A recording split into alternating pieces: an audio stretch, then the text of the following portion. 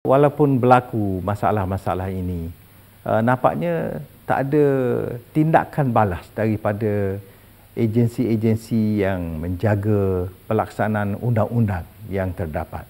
Kalau bawa ke mahkamah pun, kita dengar ada campur tangan daripada pihak luar supaya hakim-hakim ini menjatuhkan hukuman yang tidak setimpal dengan perbuatan yang dilakukan mereka.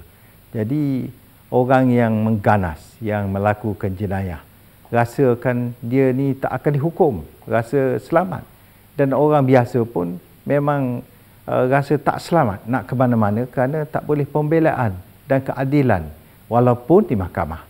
Jadi ininya menyebabkan ramai orang menimbul tuduhan mengatakan hakim-hakim boleh dibeli, boleh disuap dengan dengan rasuah dan sebagainya. Yang saya rasa ini tidak meyakinkan kita. Kita dengar juga syarikat-syarikat enggan mengadakan timbang tara di Malaysia. Itu sebab dia buat agreement apabila nak melabur di Malaysia dengan Singapura, dengan Belgium, dengan England. Tak yakin kepada sistem kehakiman kita. Mengapa begitu? Kalau dulu baik, mengapa sekarang tak baik? Jadi saya rasa kerajaan mesti bertindak supaya meyakinkan bukan sahaja rakyatnya tetapi juga pelabur dan pelawat daripada luar negara. Kita dah melulus banyak undang-undang, sama ada di peringkat Dewan Undangan Negeri, di negeri-negeri dalam negara kita ataupun di peringkat Parlimen untuk mengawal keselamatan rakyat. Tetapi sebagaimana kita dapat tahu, sama ada menerusi akhbar, TV, radio, nampak ada bahaya di jalan-jalan raya, tempat kita berbeli belah dan sebagainya. Dan saya rasa keadaan macam ini sudah tentu menakutkan kita. Dan bukan sahaja menakutkan kita, orang luar pun tak akan datang kemari. Sedangkan kita sebuah negara yang sedang membangun, yang ingin kepada pelancongan untuk membuat kunjungan ke kita supaya kita boleh menarik pelabur, boleh menarik macam-macam perkara yang boleh memajukan lagi masyarakat kita yang majmuk, yang baik ini.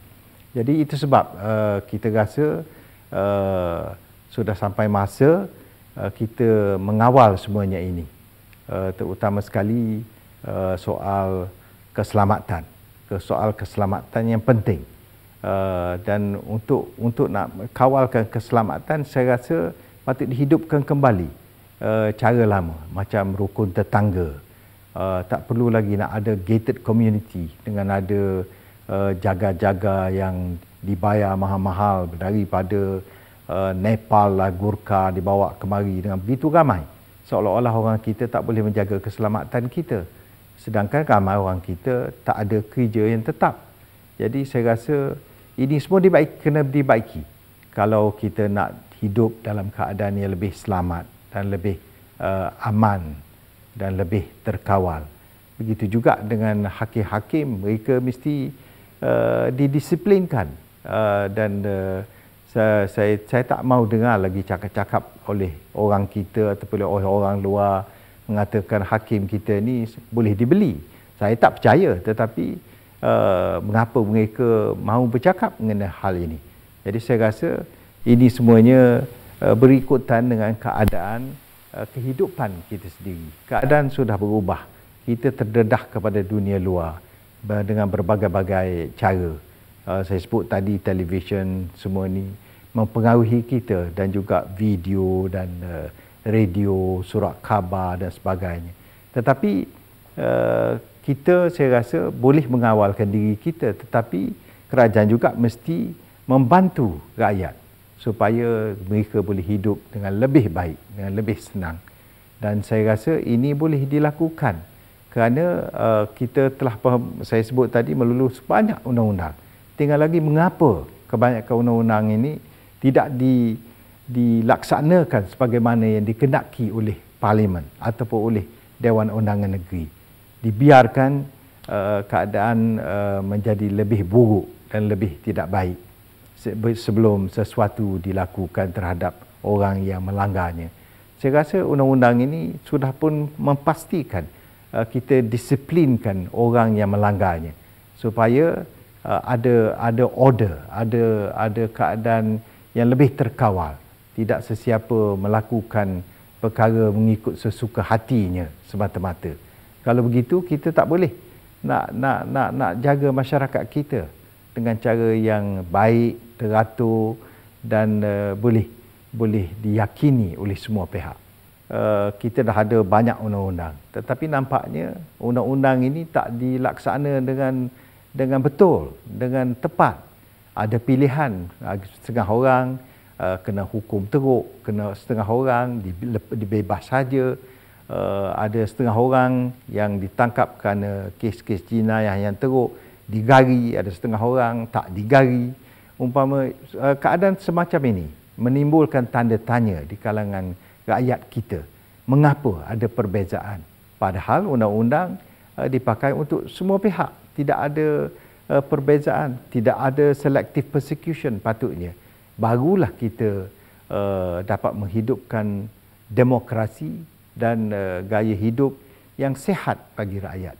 Saya percaya semuanya ini adalah oleh kerana barangkali mereka yang bertanggungjawab mengenai enforcement ataupun penguatkuasaan undang-undang barangkali dipengaruhi oleh perkara-perkara lain dan tidak bertanggungjawab nak jamin supaya rakyat hidup dengan keadaan yang lebih selamat. Jadi saya rasa mana-mana kerajaan yang dibentuk nanti mesti bertindak mengikut undang-undang yang telah pun dilulus oleh parlimen kita. Ya, soal pendidikan lah kunci kepada segala-galanya. Ia memerlukan bantuan wang yang banyak dan untuk kita nak jamin supaya rakyat masa depan iaitu generasi-generasi akan datang akan dapat mewarisi sebuah negara, sebuah bangsa yang baik dan maju, maka kita kena sediakan satu sistem terbit daripada dasar yang baik untuk menjamin supaya rakyat kita akan menjadi rakyat yang maju kerana berilmu dan boleh bersaing dengan pihak yang lain supaya negara kita tidak ketinggalan. Kalaupun negara lain maju, kita mahu lebih maju daripada yang lain dengan kita menekan semua aspek keilmuan supaya rakyat kita benar-benar terlatih dengan selain daripada ilmu, dengan kemahiran yang dituntut oleh masyarakat dunia yang berubah-ubah sekarang ini. Negara kita tak menjadi masalah dengan kesihatan kerana kerajaan kita memberi seolah-olah layanan kesihatan secara boleh dikatakan boleh kita sifat sebagai perkhidmatan kesihatan yang tidak membebankan rakyat kerana kosnya paling rendah, kerana kita tak dikenakan bayaran yang tinggi-tinggi untuk ubat ataupun perubatan. Tetapi kalau kita banding dengan perkhidmatan daripada pihak swasta, hospital-hospital yang diswastakan oleh kerajaan tempoh hari, ia amat berbeza dan rakyat susah nak dapat khidmat daripada pakar-pakar yang berada di hospital-hospital swasta. Ini oleh kerana kos yang begitu tinggi dan bayaran-bayaran yang ditentukan untuk sesuatu rawatan amat menakutkan orang yang sering ke hospital. Jadi oleh kerana itu saya rasa sesuatu mesti dilakukan supaya rakyat dapat menikmati khidmat kesihatan yang baik dan yang setaraf, sama ada di hospital milik kerajaan ataupun hospital yang diuruskan oleh pihak swasta. Saya suka melihat hospital kerajaan dibekalkan oleh pakar-pakar yang datangnya juga daripada pihak swasta supaya membantu kita. Tak ada satu rakyat yang patut mendapat layanan berbeza daripada yang lain. Kita semua rakyat dan kita semua mahu melihat kesihatan terjamin. Dan kalau raja pun boleh diberi kesihatan yang baik, kita nak rakyat biasa pun diberi khidmatan yang sama supaya rakyat merasakan dia ni dihargai kehidupannya seperti juga yang menjadi pembesar dalam negara. Tak ada perbezaan langsung dari segi kesihatan. Dan saya rasa sudah sampai masanya kita berbuat demikian. Kerana negara kita negara yang kaya. Kita dapat hasil daripada banyak punca, termasuk daripada minyak mentah, daripada gas asli cecair, daripada ekspor kelapa sawit, getah dan terbitan-terbitan daripada jenis-jenis sumber asli kita ini, dan daripada industri kita yang laris mengekspor barang-barang yang diperlu oleh dunia. Dan kalau kita telah dapat pendapatan yang begitu tinggi daripada ekspor, saya rasa tak menjadi masalah bagi kita nak ada satu sesi sekolah seluruh negara supaya rakyat daripada berbilang kaum boleh bercampur, boleh bergaul, boleh memahami antara satu dan lain supaya masa depan kita lebih selamat.